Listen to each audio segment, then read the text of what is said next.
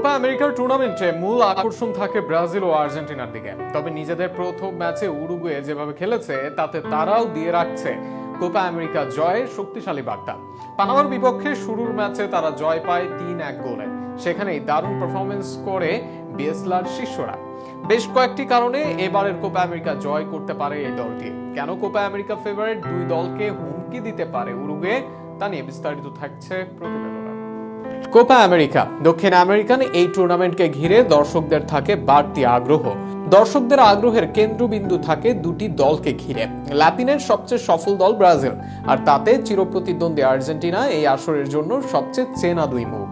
এই দুই দলকে নিয়ে দর্শকদের মাতামাতিতে চাপা পড়ে যায় আরেক জায়ান্ট উরুগুয়ের নাম। অথচ লাতিন দল উরুগুয়ে কোপা আমেরিকায় সবচেয়ে বেশি চ্যাম্পিয়ন হওয়া দল। দুইবারের বিশ্বকাপ জয়ী দলটা এবারের আসরেও মাঠে নেমেছে ফেভারিট হিসেবে।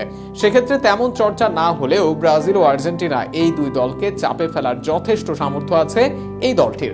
নিজেদের প্রথম ম্যাচে অন্তত সেটারই প্রমাণ দিল উরুগুয়ে। পানামার বিপক্ষে শুরুর ম্যাচে দাপুটে জয় পেয়েছে উরুগুয়ে। এদিকে পানামাকে ৩-১ গোলে হারায় তারা, যে ম্যাচে ৫৫ বল নিজেদের কাছে রেখে একের পর এক শট করতে থাকে তারা। ম্যাচে মোট ২০টি শট করে উরুগুয়ে, যার ভেতর মোট ৭টি শট ছিল টার্গেটে। শুধুমাত্র বক্সের ভেতর থেকে মোট ৮ বার শট করে তারা। পানামার বিপক্ষে এদিন সব দিক থেকে এগিয়ে ছিল উরুগুয়ে। শুধু এই ম্যাচ নয়, আরো বেশ কয়েকটি কারণে এবারের আসরে টপ ফেভারিট উরুগুয়ে, যার মধ্যে অন্যতম খেলোয়াড়দের ফর্ম। মিডে, ভালভার্দে, দে লা ক্রুজ, উগার্তেরা আছেন নিজেদের সেরা ফর্মে। নীল জার্সিতে নিয়মিত গোল করে যাচ্ছেন ডারউইন নুনেজ।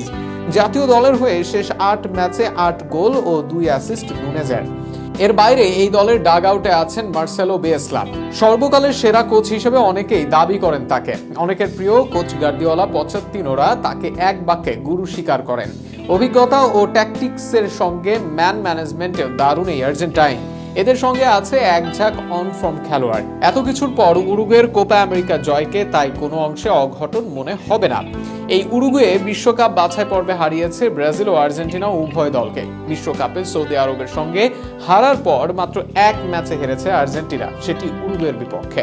বিশ্বকাপের পর ২ বছরে আর্জেন্টিনা মাত্র ৩ গোল হজম করেছে, যার দুটি উরুগুয়ের বিপক্ষে। এই ম্যাচে আলবিসেলেস্তেরা ২০২২ থেকে এখনো পর্যন্ত সময়ে একমাত্র গোল করতে পারেনি। কতটা দুর্দান্ত ফর্মে উরুগুয়ে এইসব পরিসংখ্যানে স্পষ্ট। আর তাতে কোপা আমেরিকায় শেষ পর্যন্ত উরুগুয়ের হাতে কাপ দেখার সম্ভাবনাটাকেও তাই উল্লেখ করতে হবে।